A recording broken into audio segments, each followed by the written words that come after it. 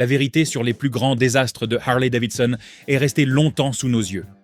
Derrière le rugissement de l'acier américain et l'image de liberté se cachent des motos si défectueuses qu'elles ont failli anéantir l'héritage de la marque. Il ne s'agissait pas de simples erreurs, mais de véritables échecs qui ont ruiné les clients, brisé la confiance et semé le doute chez les motards les plus fidèles quant à leurs convictions sur Harley. Si vous avez déjà envisagé de posséder une de ces machines, ou si vous en conduisez déjà une, vous devez absolument savoir ce qui vous attend. Car ces modèles n'étaient pas seulement mal construits, ils souffraient de problèmes systémiques, des moteurs qui surchauffaient et se bloquaient, des systèmes électriques défaillants sous la pluie, et des rappels qui semaient le chaos chez les concessionnaires, et des expérimentations de conception si mal avisées qu'elles ont offert la victoire à Honda et Yamaha sans aucune résistance. Restez avec moi jusqu'au bout, car ce dernier épisode n'est pas un simple échec de plus.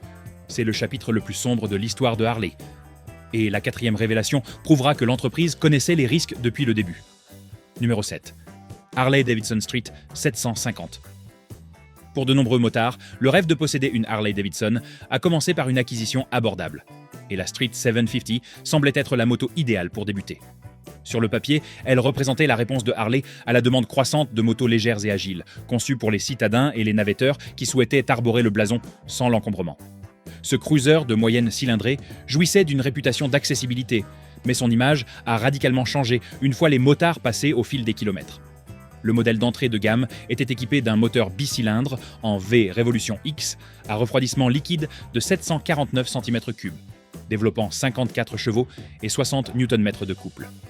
Le freinage était assuré par un disque à l'avant et un disque à l'arrière. Les versions ultérieures proposaient en option un système ABS, dont les performances étaient jugées inconstantes par les propriétaires. La suspension, assurée par une fourche télescopique et 2 amortisseurs arrière, offrait un confort de conduite rudimentaire. Son poids en ordre de marche dépassait légèrement les 267 kg, pour une hauteur de selle de 65 cm. Affichée à un prix de départ de 7 599 $, elle était abordable, malgré les problèmes de qualité fréquemment signalés par les motards qui en réduisirent l'intérêt. Malgré les chiffres, de nombreux motards ont rapidement constaté les compromis inhérents à cette machine. La qualité de fabrication et les finitions sont devenus un problème récurrent. Irrégularités de peinture, panneaux mal alignés et pièces bruyantes ont détourné l'attention de la promesse d'une Harley simple et accessible. Le moteur, bien qu'efficace en ville, manquait souvent de puissance sur autoroute, obligeant les motards à rétrograder pour s'insérer dans la circulation ou dépasser. Des problèmes électriques sont également apparus, notamment par temps humides, minant la confiance de ceux qui comptaient sur leur moto pour leur trajet quotidien dans des conditions imprévisibles. Un autre problème récurrent concernait la durabilité générale, qui n'a pas été à la hauteur des attentes. Commercialisée comme une moto urbaine performante, elle s'est rapidement forgé une réputation de moto à problème, minant la confiance des motards. Ces derniers ont signalé une usure prématurée des freins, une surchauffe du moteur dans les embouteillages estivaux et une défaillance plus rapide que prévu des éléments de la suspension. Ce qui était censé être un choix abordable et accessible s'est souvent transformé en une dépense constante. Les propriétaires qui avaient opté pour ce modèle pour son prix d'entrée attractif ont vite réalisé qu'ils devaient prévoir un budget supplémentaire pour des frais d'entretien et de réparation jugés disproportionnés. Comparés à des concurrentes comme la Honda Rebel 5 Sense ou la Yamaha Bolt, toutes deux reconnues pour leur fiabilité et leur robustesse, la Street 750 a finalement déçu en termes de rapport qualité-prix. Ce modèle nous rappelle aujourd'hui que l'accessibilité financière ne suffit pas à fidéliser les motards chevronnés ni les nouveaux passionnés. Si cette moto a pu faire découvrir la marque Harley à certains, elle n'a souvent pas réussi à les retenir. La moto suivante de cette liste illustre comment même les tentatives les plus audacieuses de conquérir de nouveaux segments peuvent échouer lorsque l'ambition dépasse la mise en œuvre. Si cette analyse des modèles Harley les plus regrettables vous plaît, abonnez-vous pour nous soutenir. Laissez un commentaire ci-dessous et dites-nous quel modèle vous considérez comme la plus grosse erreur. Numéro 6. Harley-Davidson Bajassin. Parmi les épisodes les plus insolites de l'histoire de la marque, figure une petite moto tout-terrain qui a tenté de conquérir le monde florissant du motocross. Elle portait en elle l'espoir d'élargir les horizons d'une marque connue presque exclusivement pour ses grosses routières. Pourtant, ce qui aurait dû être une percée s'est transformé en un exemple flagrant d'ambition démesurée. La Baja 100 était équipée d'un moteur 2 temps de 98 cm3, développant 12 chevaux et un couple de 12 Nm. Le freinage était assuré par des freins à tambour à l'avant et à l'arrière, et les pilotes de l'époque constataient fréquemment une perte d'efficacité en cas d'utilisation intensive. La suspension était assurée par une fourche télescopique et 2 amortisseurs arrière, pour un poids à sec de 82 kg. La hauteur de selle était de 81 cm et le prix de départ de 475 $. Les tests consommateurs ont jugé la position de conduite haute intimidante pour les débutants, malgré son prix attractif. Malgré ses performances, cette moto n'a jamais su satisfaire son public cible.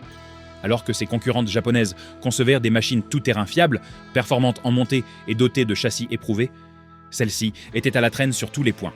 Sa puissance modeste la rendait difficile à gravir en côte, et sa plage de puissance semblait insuffisante comparée à celle de ses rivales. Les motards plaisantèrent souvent en disant qu'elle paraissait plus à l'aise sur des chemins tranquilles que sur les circuits de compétition exigeants auxquels elle était destinée. Pour une marque réputée pour son couple et sa sonorité rauque, à proposer une machine poussive et haletante fut une déception mémorable. Les problèmes ne se limitèrent pas au manque de puissance. Des rapports faisant état de cadres fissurés après une utilisation modérée sur les sentiers se sont rapidement répandus dans le milieu motocycliste. Au lieu de résister aux sauts et aux terrains accidentés, le cadre devenait trop souvent un handicap.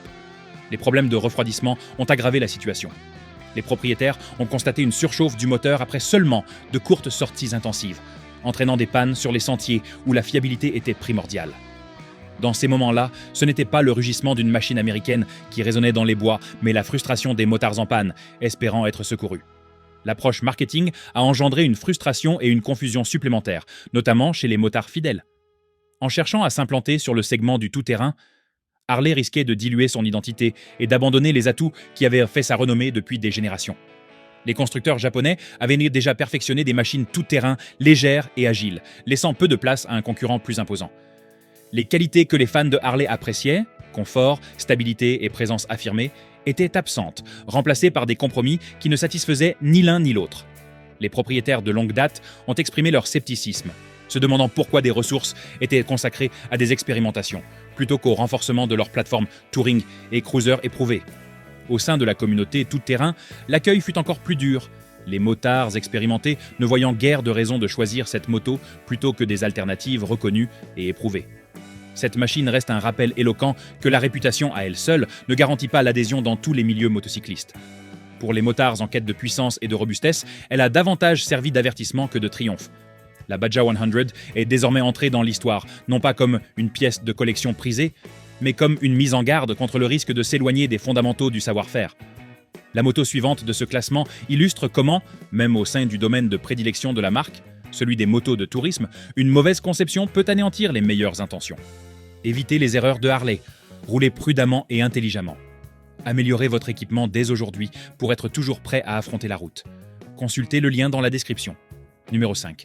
Harley-Davidson Pan America 1250.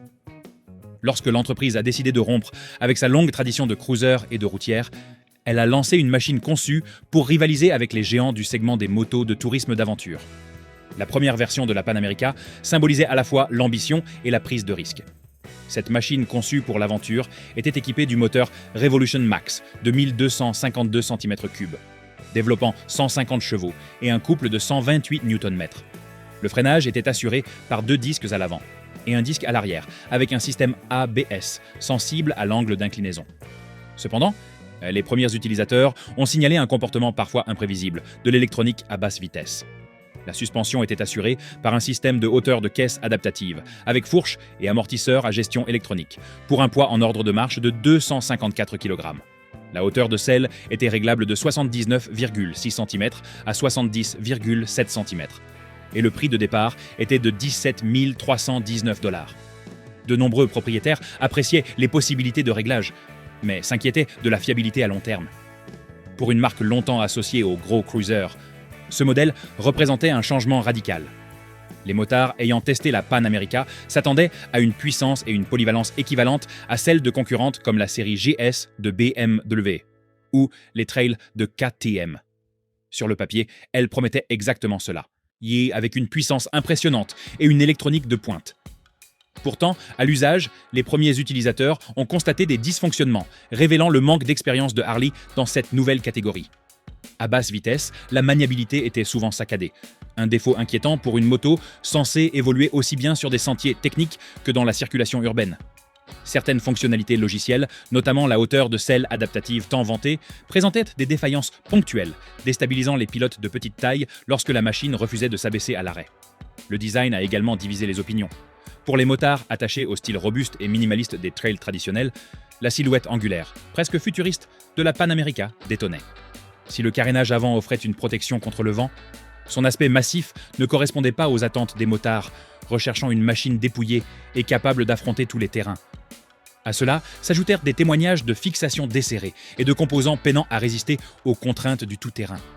Un contraste saisissant avec l'exigence de robustesse à toute épreuve propre au trail. Un autre souci majeur était la confiance, un problème qu'aucun prix ne pouvait résoudre.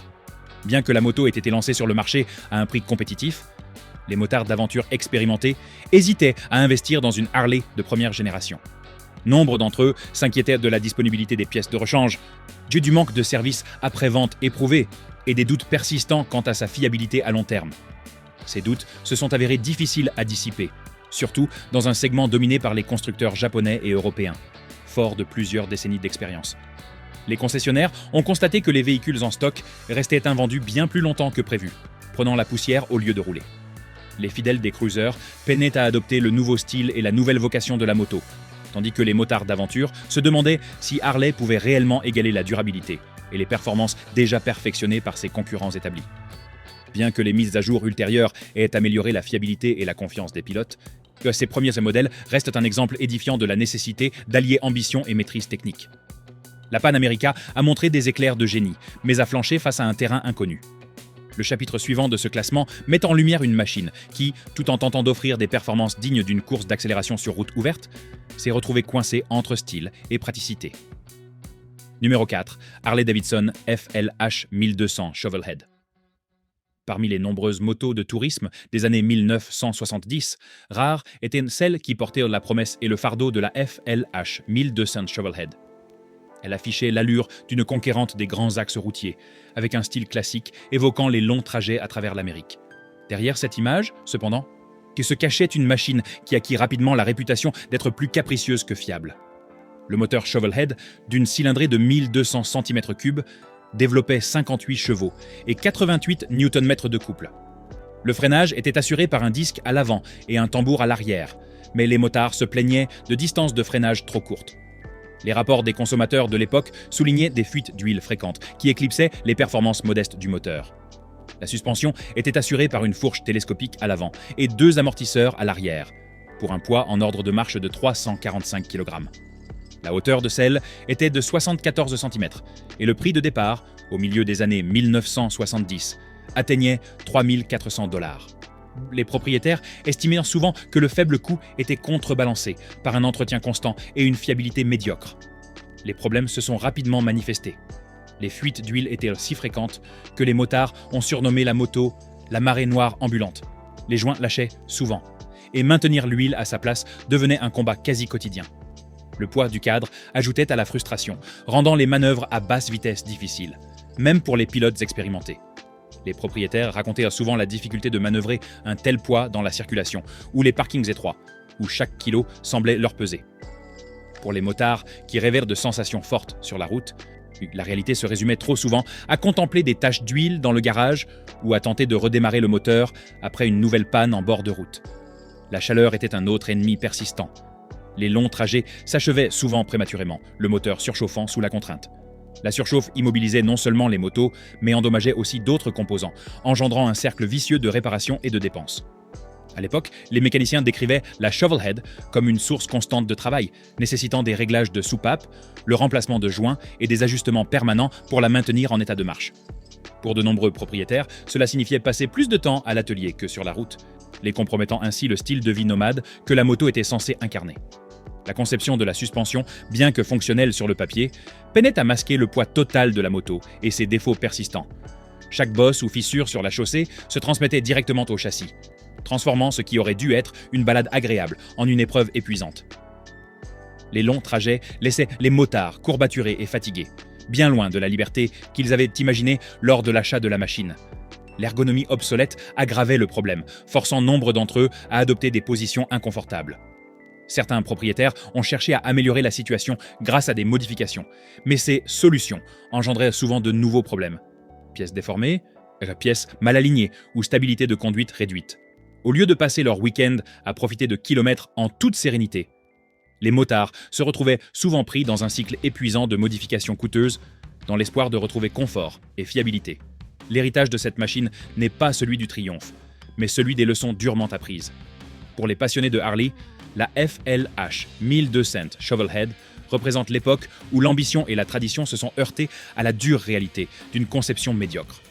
On se souvient moins d'elle pour avoir transporté des motards à travers le pays que pour ses longs trajets en attente de réparation. La moto suivante de ce classement montre qu'aujourd'hui encore, un style audacieux et des moteurs puissants ne peuvent pas toujours sauver une conception ratée. Ou le numéro 3, Harley-Davidson FXDR 114. Il arrive qu'une moto soit lancée avec la promesse de redéfinir tout un segment. Et la FXDR portait précisément ce genre de promesse.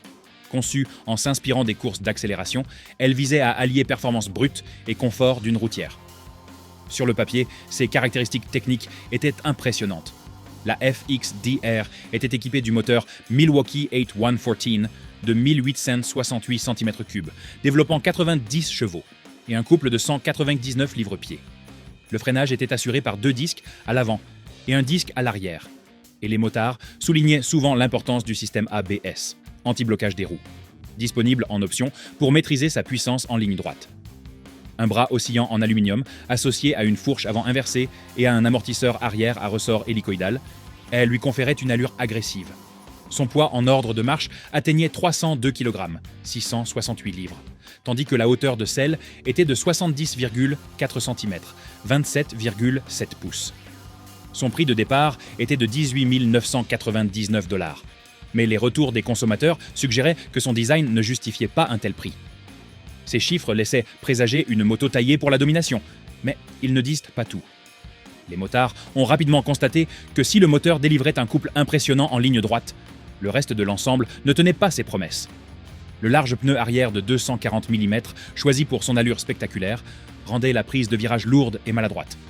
Nombreux étaient ceux qui trouvaient la position de conduite trop agressive pour les longs trajets, ou le guidon allongé et les commandes avancées imposant une posture inconfortable. Pour les propriétaires aguerris, habitués au modèle touring, l'ergonomie s'apparentait davantage à une contrainte qu'à un plaisir. Une seconde source de déception résidait dans le positionnement de la FXDR sur le marché. Affichée à près de 19 000 $, elle se retrouvait en concurrence avec des modèles américains et des cruisers importés, offrant un meilleur compromis entre vitesse et confort. Les motards, en quête d'une machine typée dragster, privilégiaient souvent des modèles plus légers et sportifs, tandis que les attachés à la tradition Harley-Davidson jugeaient son style futuriste trop novateur. Conçue pour séduire une clientèle plus jeune, la carrosserie a en réalité aliéné une grande partie des fidèles de la marque. Résultat, une moto sans véritable positionnement, trop radicale pour les puristes et trop peu performante pour les acheteurs en quête de puissance pure. La fiabilité est rapidement devenue une préoccupation majeure pour les motards qui ont parcouru de nombreux kilomètres avec cette machine. La gestion de la chaleur était l'un des problèmes les plus fréquemment rencontrés. Le moteur de grosse cylindrée, générant une chaleur intense au niveau des jambes du pilote, notamment lors des embouteillages estivaux et des longs trajets urbains. Les propriétaires ont également constaté que les composants de l'échappement avaient tendance à se décolorer ou à tomber en panne prématurément, tandis que certaines pièces de la suspension montraient des signes de faiblesse en conduite sportive ou lors de longs trajets répétés. Nombreux sont ceux qui ont été contraints d'investir dans des améliorations après-vente pour maintenir une conduite fiable et sereine.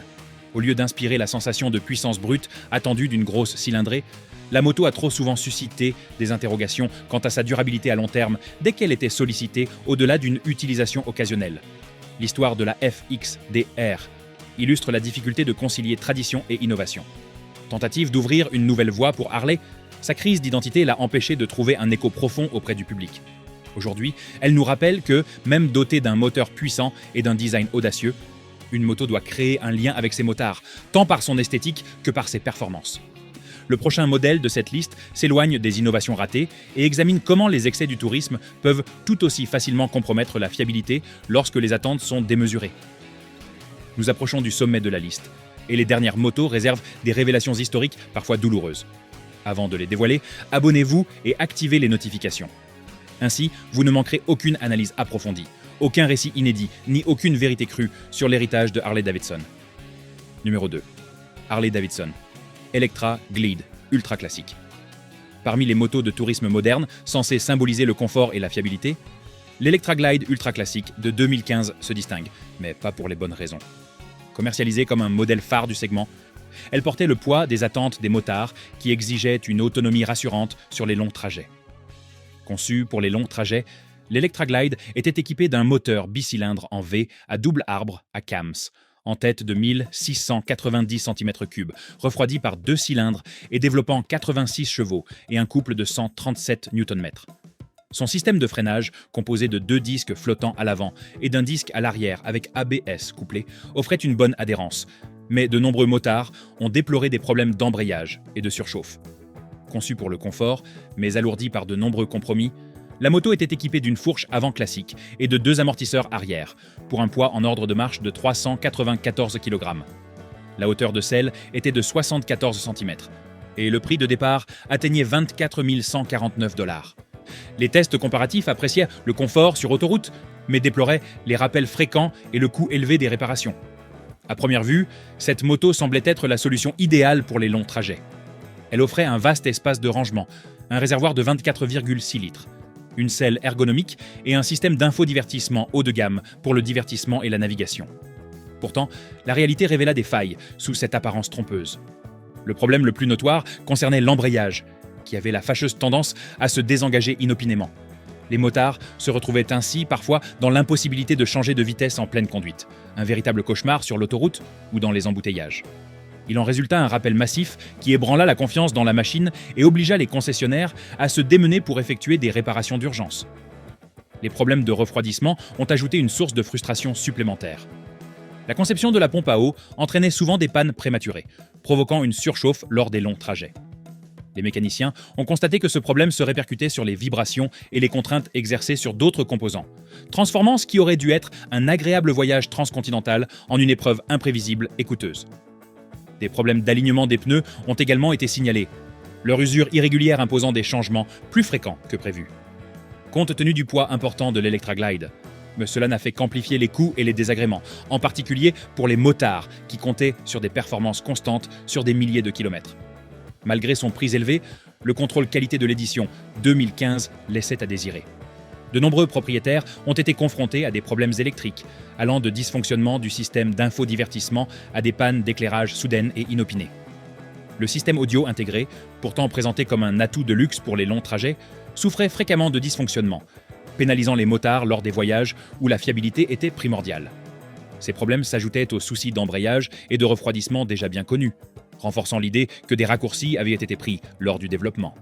Même les passionnés de Harley-Davidson de longue date, d'ordinaire prompts à défendre les défauts, reconnaissaient que ce modèle était difficile à justifier, surtout face à la concurrence qui proposait des motos de tourisme tout aussi performantes, avec moins de défauts, une électronique plus fiable et une réputation de fiabilité à long terme bien plus solide.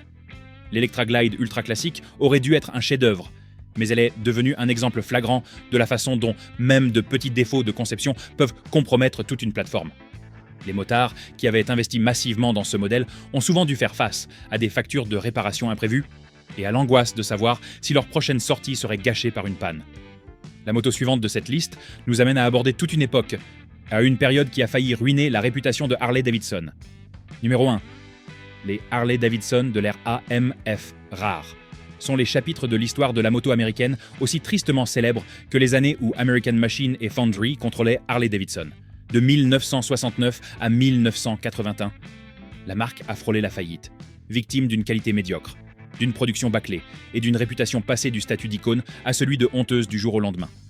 Durant cette période, les moteurs fuyaient fréquemment, des pièces se desserraient en pleine conduite et des pannes électriques immobilisaient les motards, dans des conditions où la fiabilité était primordiale. Né dans les années 1970, le moteur Shovelhead typique affichait une cylindrée de 1200 cm3, développant 60 chevaux et 88 Nm de couple. Le freinage se limitait à un simple disque, tandis que la suspension reposait sur une fourche télescopique standard et 2 amortisseurs. Les motards constatèrent rapidement que les fuites d'huile constante compromettaient les modestes capacités de tourisme de ce moteur. Lourd et souvent encombrant, son poids en ordre de marche dépassait régulièrement les 317 kg, avec une hauteur de selle moyenne de 74 cm. Les prix variaient de 2 800 $ à un peu plus de 4 000 $, ce qui paraissait abordable à l'époque. Cependant, les rapports de consommateurs mettaient en garde contre le fait que les prix bas cachaient souvent une qualité de fabrication médiocre et des exigences d'entretien élevées. Les problèmes dépassaient largement le cadre de la mécanique et touchaient à la culture même des usines. Les ouvriers à la chaîne ont révélé par la suite que les quotas de production stricts primaient sur le contrôle qualité, permettant ainsi aux motos de sortir d'usine avec des soudures incomplètes, des peintures non uniformes et des moteurs si mal réglés qu'ils nécessitaient des ajustements avant même que le motard puisse profiter des premiers kilomètres. La marque américaine, autrefois si fière, a été la cible des moqueries de ses concurrents comme de ses propres supporters, héritant du surnom cruel de « difficilement conduisible ». Cette étiquette résonnait dans les ateliers, les stations-service et les innombrables rassemblements de motards à travers le pays, rappelant sans cesse ce qui avait été perdu.